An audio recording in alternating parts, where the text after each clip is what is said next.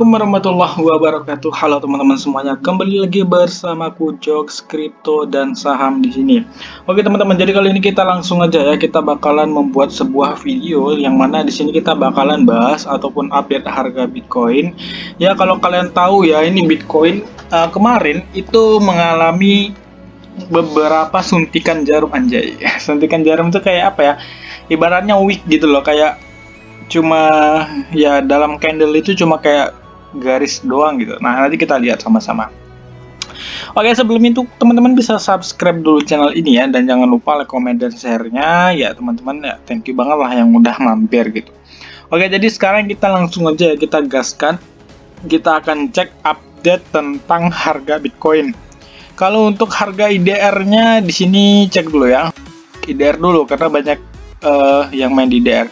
287 juta guys, dan untuk USDT-nya 19.072 dolar.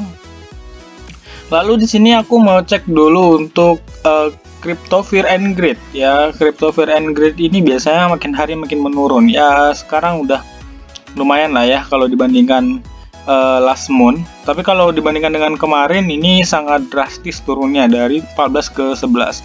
Ya ini lumayan mempengaruhi market ya teman-teman.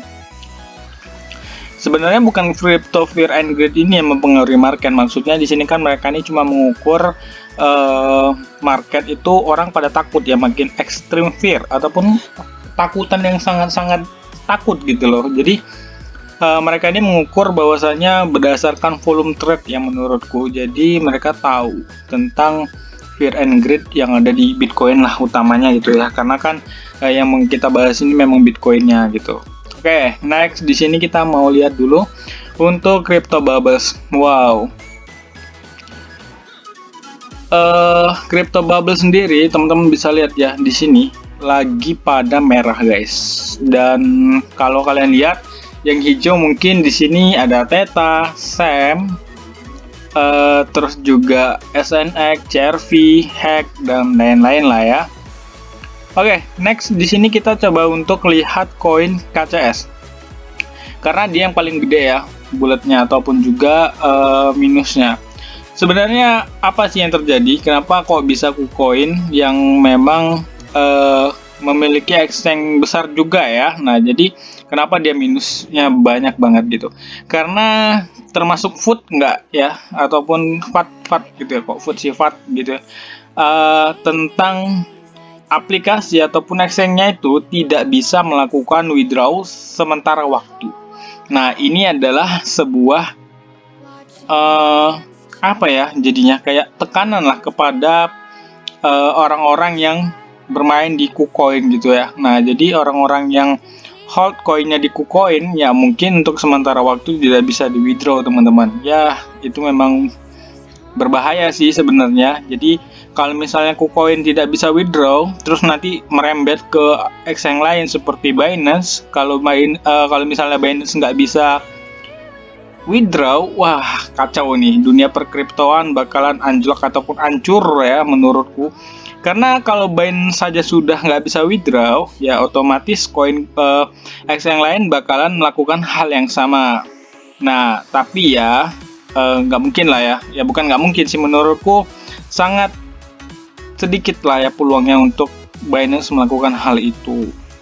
Biasanya, adapun ya, biasanya itu hal-hal yang menyebabkan exchange itu tidak bisa di withdraw, itu yang pertama mereka akan bangkrut ataupun juga mereka terlikuidasi. Bahkan mendengar beberapa rumor bahwasanya KuCoin ini meminjam semua uang yang ada di exchange-nya itu ya. Jadi exchange-nya itu kan banyak lah uangnya gitu ya. Nah, terus dipinjam lah saldonya itu dipinjam, digunakan untuk apa? Nah, jadi digunakan untuk membeli Bitcoin dalam bentuk future. Tapi itu cuma quote-unquote apa ya, gibah-gibahan lah, ibaratnya gibah-gibahan netizen gitu ya. Tapi kalian harus bisa berpikir juga lah ya sampai sejauh apa tentang kripto ini. Anugerah keselamatan Satoshi adalah Bitcoin. Nah, Michael Saylor adalah salesnya Bitcoin. Sebenarnya bukan sales ya, tapi kalau bisa dibilang memang dia adalah holder. Ya, maksud company-nya ataupun perusahaannya itu adalah holder terbesar Bitcoin. Jadi jangan heran kalau misalnya dia memang setiap hari keluar-keluar tentang Bitcoin, ayo beli gitu. Nah, karena memang ya jujur aja dia nge-tweet kemarin bahwasanya MicroStrategy udah nyerok Bitcoin lagi di harga berapa ya? 20.000 atau berapa? Kita lihat aja nanti ya. Lupa aku sih. MicroStrategy serok Bitcoin kemarin juga MicroStrategy. Oh, di 20.800 itu sebanyak 480 Bitcoin, guys. Nah, jadi 480 Bitcoin diserok di harga 20.800. Ini memang untuk long term ya menurutku, karena mereka seroknya itu nggak langsung banyak, ataupun kalau bisa dibilang ini seperti DCA ya, bisa dibilang belinya itu pelan-pelan gitu ya, tapi nanti borongnya ketika harga Bitcoin betul-betul sudah di bawah. Berapa bang di bawahnya ya nggak tahu ya guys ya, jadi jangan sampai menerka-nerka harga yang belum pasti gitu ya. Nah, sini ada beberapa berita mungkin. Otoritas Rumania tak memeriksa pendapatan dari cryptocurrency perdagangan. Oke. Kita lihat-lihat dulu ya, kita belum bahas tentang yang lain. Oke. Crypto gitu ya. Adakah pemegang Bitcoin yang tersisa di sini gitu ya? Ya kalau pemegang Bitcoin sih sepertinya aku juga tidak akan gitu ya, karena memang Bitcoin sendiri menurutku adalah koin yang terbaik fundamental ya. Kalau ETH, BNB, Solana, mungkin itu masih bisa tergantikan teman-teman.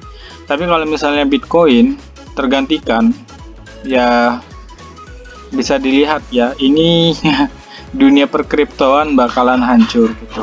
Ya mungkin sesuai lah dengan perkataan dari orang-orang yang ada di Cina bahwasanya Bitcoin itu bakalan jebol ke harga 0 gitu. Wow, keren sih kalau ke harga 0 gitu. Oke teman-teman, ini adalah gambar cryptocurrency. Malah kripto jadi ya, sorry. Ini adalah gambar Bitcoin ya. Nah, jadi ini adalah chart Bitcoin dari time frame 4 hours. Nah, jadi time frame 4 hours-nya aku gambarin kayak gini ya.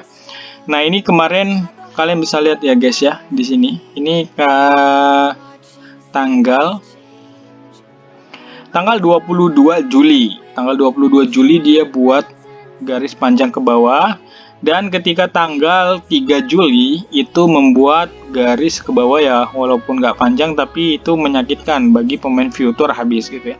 Nah sekarang bisa dibilang ini Bitcoin sideways ya teman-teman ya. Nah jadi masih bingung mau kemana gitu. Intinya ada dua nih.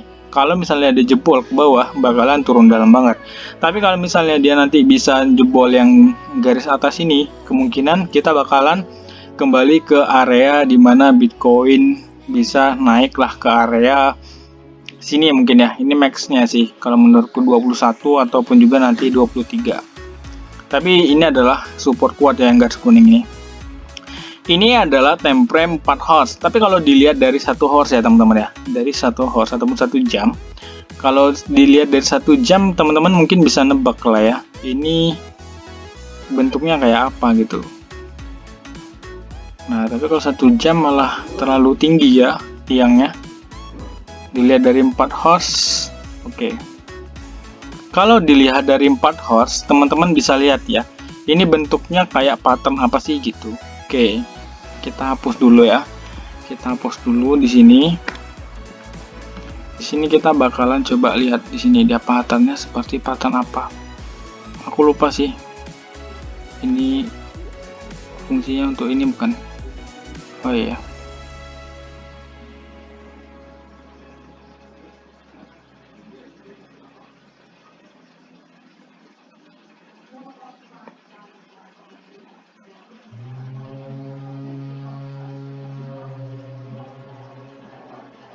Ya, ini kalau dilihat dari gambarannya udah kayak gini ya teman-teman ya. Kalau dilihat dari garis yang ada di di join channel ya. Tapi kita lihat dulu di sini guys. Apakah sudah memenuhi syarat ya? Kita pakai pet nih. Kita lihat di sini 1, 2, 3, 4, 5, dan ini udah keluar teman-teman ya. Nah, ke area sini nggak sih? Oke, kalau dilihat kita bisa mencari tentang pattern bearish. Pattern bearish itu ada banyak, dan salah satunya ini Bitcoin lagi membentuk pattern bearish. Kalau menurutku, pattern bearish apa yang dibentuk oleh Bitcoin saat ini? Pattern bearish yang dibentuk Bitcoin saat ini kemungkinan itu namanya mana ya, aku lupa nih guys, tunggu kita lihat dulu mana nih namanya. Nah nih, nah jadi ini adalah bearish pennant pattern ya. Kalau menurutku memang bearish pennant pattern ya, valid nggak valid, tapi memang ini udah membentuk seperti itu teman-teman ya. Nah kalian bisa lihat sendiri deh ya, kita tunggu saja ya, kita tunggu saja nanti untuk kelanjutannya gimana, apakah benar-benar Bitcoin sudah breakdown atau masih proses untuk menuju breakdown gitu ya. Nah ini kita hapus dulu. Jadi untuk teman-teman yang main spot silahkan wait and see. Kalau teman-teman yang main di untuk teman-teman yang bermain di area di future itu, teman-teman bisa lihat-lihat bentar lagi mungkin udah ada persiapan untuk nge-short gitu ya. Nah, kalau dilihat dari kasarnya ya, dari kasarnya aja gini deh. Ntar. Dari kasarnya aja gini guys. Kita lihat nih kasarnya gini ya. Oke. Nah, dari kasarnya Bitcoin belum jebol ya. Tapi kalau misalnya nanti sudah berada di area sini, ini bakalan turun dalam ya guys ya. Jadi kita tunggu saja nanti Bitcoin di area sekitar 18.700 atau ke bawah, itu bakalan dalam banget ya. Jadi intinya hati-hati guys, Bitcoin bakalan ke 11.000 ataupun 13.000 lah, 13.000 aja ya. 13.000 itu menurutku, jadi kalian harus berhati-hati. Oke, thank you banget lah yang udah nonton. See you next time. Assalamualaikum warahmatullahi wabarakatuh.